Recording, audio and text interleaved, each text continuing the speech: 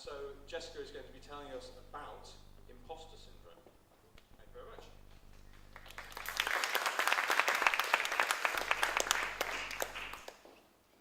So I'm here to tell you that all of you guys are probably frauds.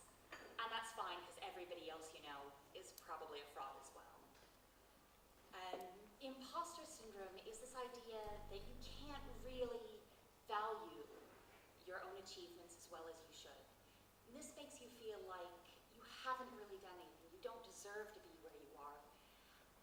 And you're just faking it.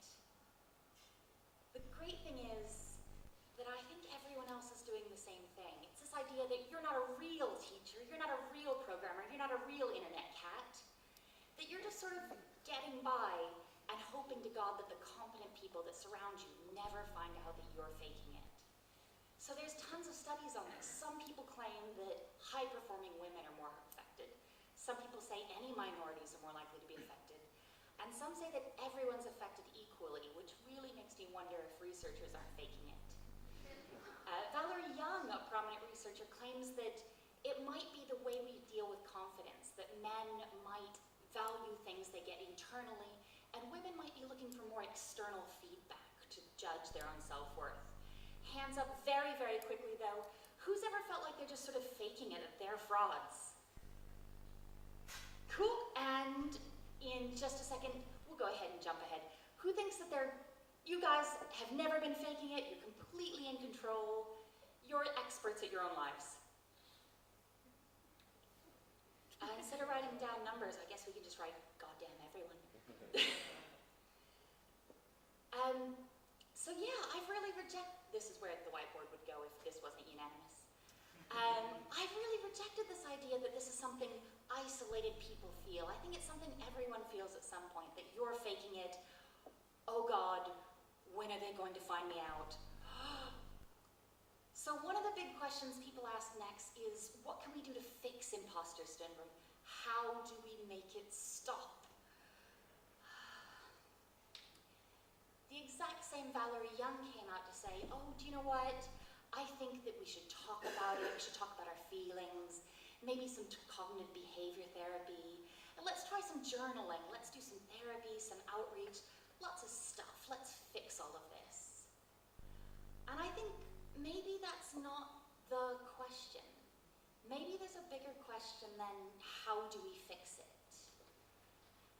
And I think maybe the big question is, do we want to fix it? Imposter syndrome, the effects haven't been well studied. We don't really know what we're losing by feeling like losers. Could it be possible that we've actually got a net gain coming out of feeling like frauds? One of the biggest things is motivation. Fear, it's not a really good way to live your life, but wow, it is an incredible motivator. What if it's this idea that you're about to be found out that keeps you moving and learning and acquiring new knowledge to try and fit in with the experts? What if this fear didn't exist? Would you just kick back? And what is it like for people who artificially overvalue their contributions instead of fakes like us that artificially undervalue our contributions? This is the Dunning-Kruger effect. This is the horrible, overconfident sibling of the imposter syndrome.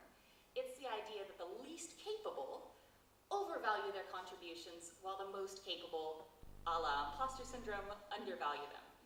This was discovered by giving a bunch of people a test and asking, before they saw the details, how they thought they did relative to other test takers.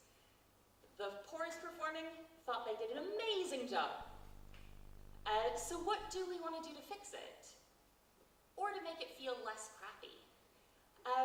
A big thing is, be cool to your peers. There's a good chance that if they're competent, they're in the exact same weird imposter space. Also, be cool to yourself. You don't think that you're smart enough, that you're clever enough, that you're pretty enough, that you try hard enough. You don't think that you deserve where you are or what you're doing. You don't think you deserve to be there. But the only people who really think they deserve where they are the idiots. And if you feel like you're faking it, that's probably your biggest hat tip that you're competent at what you're doing. So I'll have all my sources up here very briefly, and I love feedback. If you guys I've faked my way through this. You can get me at any of these. Thank you very much.